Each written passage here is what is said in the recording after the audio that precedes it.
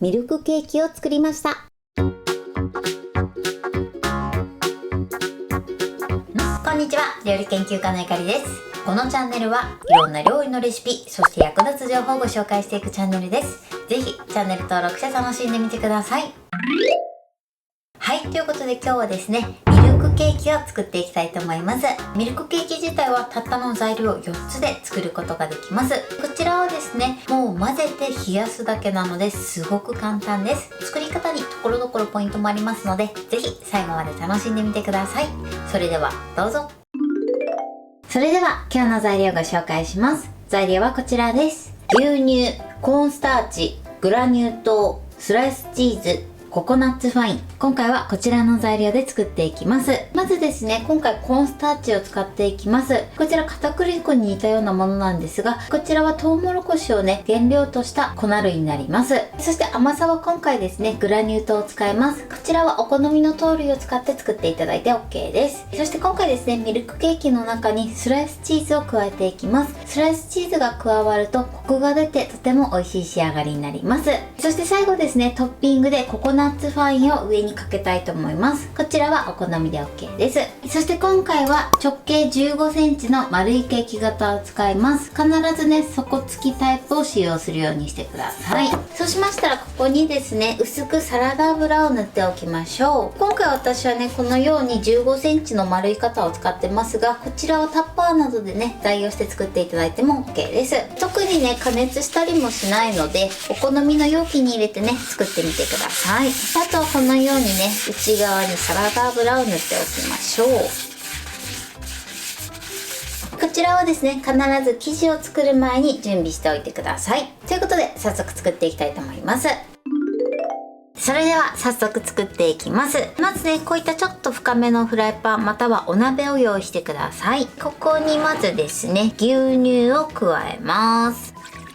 全部入れちゃって OK です。そうしましたら続いてここにグラニュー糖を加えます。続いてここにコーンスターチも加えてください。こちらね、振るわずに入れちゃって OK です。このように材料を加えたら一度ね、こちらをよく混ぜてください。混ぜる時なんですが、このようにね、シリコンタイプの泡立て器があるといいんですけれども、ない場合はゴムベラなどでね、よく混ぜるようにしてください。ステンレス製の泡立て器を使っちゃうとね、お鍋やフライパンが傷ついてしまうので注意してください。これで一度ね、グラニュー糖が溶けるまでしっかりね、混ぜてください。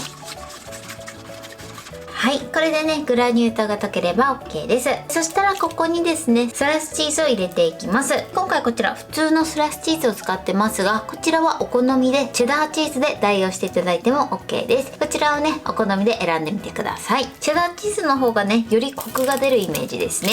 普通のこちらのスライスチーズは癖のない仕上がりになります。こちら2枚ね、そのまま入れてください。軽く沈めましょう。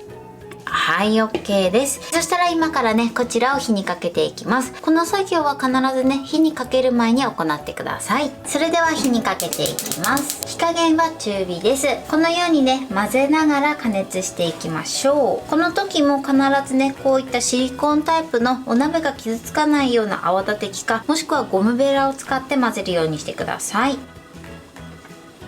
こうやってね、最初は結構シャバシャバしてるんですが、だんだんね、とろみがついてきます。はい、そしてね、チーズもこのようにだんだんね、柔らかくなって溶けてきました。今ね、加熱してからだいたい2分ぐらい経った状態です。はい、今ね、3分ほど経ちました。そうするとね、チーズも綺麗に溶けてくると思います。でもね、まだちょっととろみが足りないので、もう少しね、このまま加熱していきます。必ず混ぜ続けながら加熱してください。そうするとね、だんだんちょっとね、底の方から固まってきます。そしたら火加減弱めの中火ぐらいにしてください。ちょっと固まってきたなと思ったら、混ぜるスピードも早めましょう。こんな感じでね、だんだんとろみがついてきてますね。こんな感じでね、手早く混ぜてください。このぐらいですね。しっかりこの泡立て器の跡がつくぐらい、こんな感じ。このぐらいとろみがついたら火加減弱火にします。そしてこのままね、2分間しっかり火入れしてください。火入れしておかないとね、粉っぽさの味わいが残ってしまいますので、しっかりね、火入れしていきましょう。はい、今ねちょうど2分ほど経ちました。火を止めます。今ねこんな感じでとても滑らかな状態に仕上がってます。とろみ的にこのくらいですね。とろーっとした感じの仕上がりになってます。そうしましたら火から一度下ろしてください。それではね用意しておいた型に入れていきます。この中にね流し入れてください。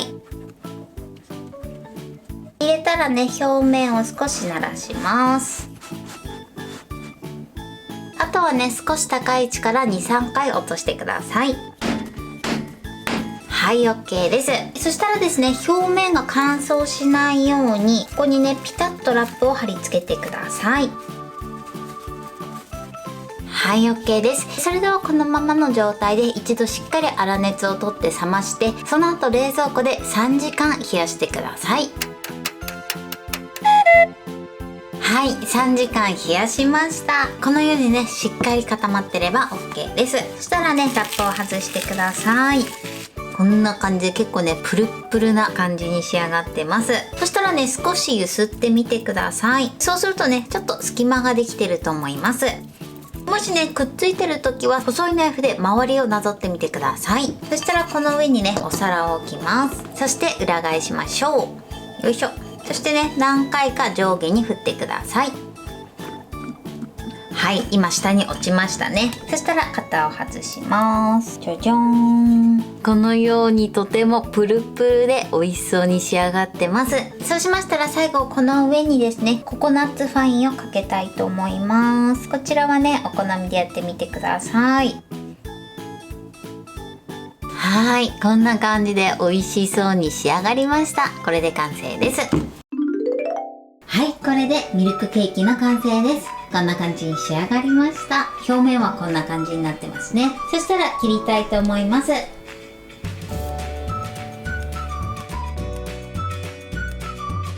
はい、断面はねこんな感じにとても滑らかな仕上がりになってます。そしてこのようにプルップルです。ではねフォークでスッとやりたいと思います。